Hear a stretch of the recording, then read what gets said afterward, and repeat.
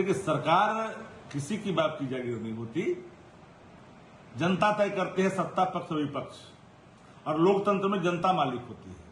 लेकिन विपक्ष सत्ता का दर्पण होता है, याद रखना चाहिए। संसदीय लोकतंत्र में विपक्ष भी प्रतिपक्ष भी सत्ता का अभिन्न अंग होता है। राजनीतिक सुस्ता, राजनीतिक मर्यादाएं भी कोई चीज होती है, उसका अनुपालन होना चाहिए। श्रीमती राबड़ी देवी जी को जो आवास आवंटित है वो आज से नहीं है, 6 से है। और जिस आवास में वो रह रहे हैं, नेता प्रतिपक्ष विधानसभा विधान परिषद के सदस्य के तौर पर और नेता प्रतिपक्ष विधान परिषद के तौर पर भी है, तो फिर अलग से आवंटन करने की क्या जरूरत आन पड़ी? क्या ब्रेक हो गया था क्या उनका कार्यकाल? 30 तक विधान परिषद के तौर पर आदरणीय श्रीमती राबड़ी देवी जी का कार्यकाल है।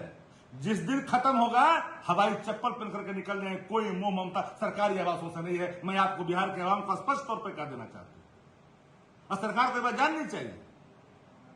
लेकिन 7 नंबर जो मुख्यमंत्री, पूर्व मुख्यमंत्री के नाम से आपने आवंटित किया, सुरक्षा का मानक दे करके, Z+ सुरक्षा श्रीमती राबड़ी देवी जी को था, ITBP था, पैरामिलिट्री फोर्स के जवानों को रहने के लिए आपने जगह नहीं दिया। उस समय नीतीश कुमार जी ने, लालू प्रसाद जी को Z+ सुरक्षा था। 2 पूर्व मुख्यमंत्री 10 नंबर में रह रहे हैं। क्या ये इल्म नहीं है सत्ता पक्ष को? जानकारी नहीं है? जब मंत्री को पहले से आवंटित है आवास, तो फिर अलग से आवंटन करने की क्या जरूरत है? इस आवंटन को रद्द करने की क्या जरूरत? अरे 1 पैसे का मोह ममता नहीं है सरकारी आवास से। ये किसी की जागीर है क्या? जब तक पद पर हो तब तक आप रह सकते हो और एलिजिबल हैं, पात्रता रखते हैं। भाई, आपके कहने से उनकी पात्रता समाप्त हो जाएगी। जो कर्णांकित भवन थे उसको आपने समाप्त कर दिया, चाहे स्पीकर का हो या डिप्टी सीएम का हो, और दलील दे रहे हैं। जदयू को दलील दे रहे हैं कि सुरक्षा मानक। कहां गया था सुरक्षा मानक जब श्रीमती राबड़ी देवी को Z+ सुरक्षा प्राप्त था? लालू जी को Z+ सुरक्षा प्राप्त था तो उसमें तो नहीं। और आप कह रहे हैं सबको आवास चाहिए। इसलिए चाहिए कि पात्रता रखते हैं लोग, नाहक नहीं चाहिए। इसलिए एक दलील नहीं होनी चाहिए।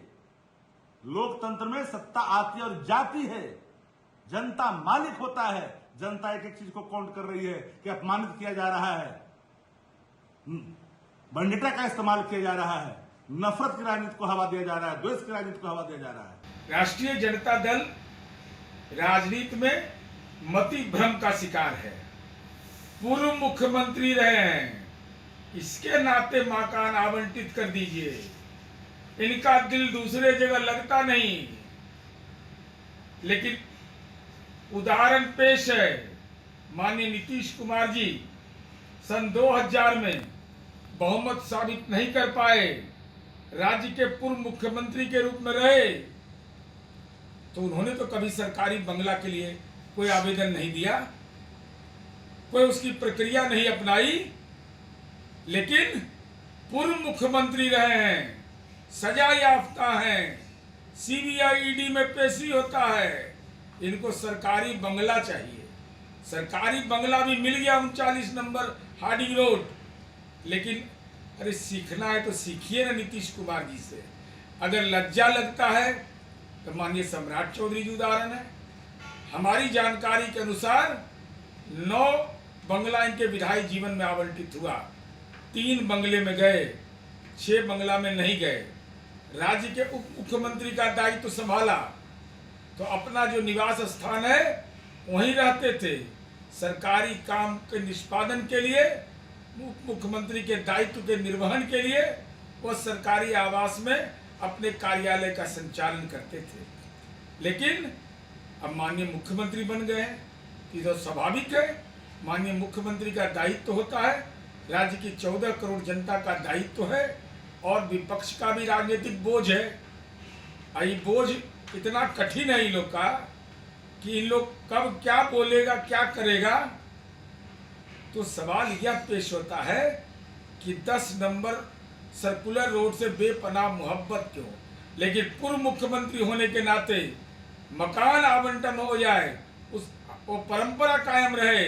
क्योंकि मेरे बायोडाटा में लिखा होगा कि 2 पूर्व मुख्यमंत्री रहे हैं।